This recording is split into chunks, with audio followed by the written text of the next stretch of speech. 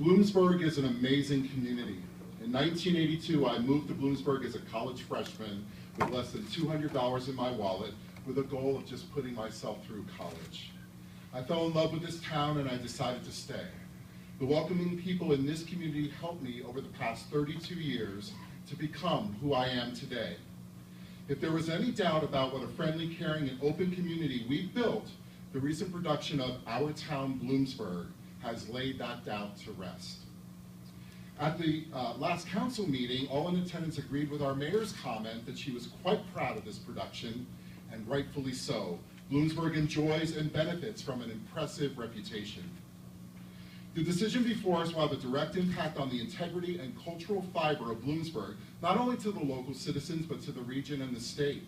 What kind of community is Bloomsburg? What do we want Bloomsburg to be? Is Bloomsburg a town where you want to live, work, shop, go out to eat?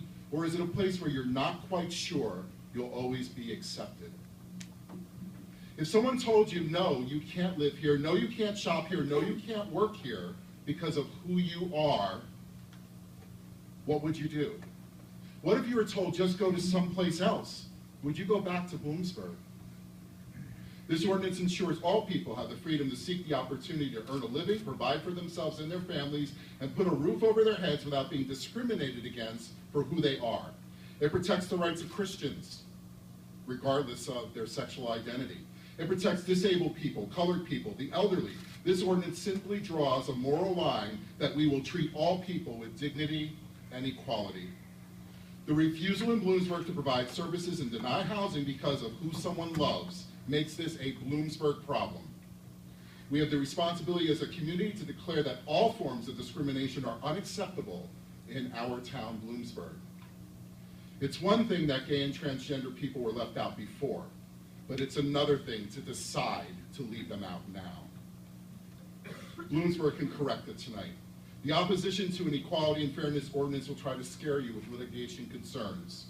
We've talked with 34 municipalities that have already passed this, and you saw in today's paper, you just don't get sued. In fact, people are surprised that Bloomsburg doesn't already have this ordinance. The first ordinance in Pennsylvania was passed back in 1982, the same year I became part of Bloomsburg. In Allentown, the third largest city, there's not been a single claim of LGBT discrimination since its inception in 2002. In fact, the leadership of that vibrant community felt so impassioned about equality that the Honorable Mayor Ed Pulaski wanted to address this audience tonight. The town of Pittston's ordinance, spearheaded by their downtown business manager, which was just passed last year, did it as part of a revitalization of Pittston as a vibrant, open, and welcoming community. The Philadelphia, Greater Harrisburg, Pittsburgh Chamber of Commerce all agree with Senator Casey and Toomey, saying they support LGBT non-discrimination, and a public business being open to the whole public is good business. Discrimination is wrong. In the past 4 months, there have been countless discussions, letters to the editor, 30-second comments, religious sermons, organizational meetings, social media postings, TV and radio broadcasts, national publications, letters to the town council, petitions, meetings with both ComD and town council, and everyone agrees that if you evict someone from a home, or you fire them, or you refuse service by a business that's open to the public, that is discrimination. The opponents of the ordinance are asking for permission to discriminate based upon a personal religious belief or a fear of litigation costs, or by trying to shift the responsibility to the state or the federal government. They are asking for permission to do something wrong to the hardworking citizens who are our friends, our neighbors, our families, and our co-workers. If you believe that as a gay man, I do not deserve the same rights as everyone else in our community, you are, in essence, removing me and every LGBT person in this fire hall from the room. If you vote against this ordinance or try to pass the buck to the state saying, hey, Bloomsburg doesn't have the courage to protect all of its citizens, but you should do it, you are devaluing every LGBT person as a member of this community.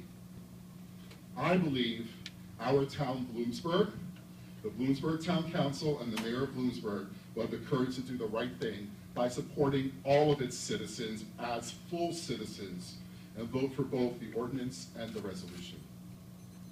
Thank you.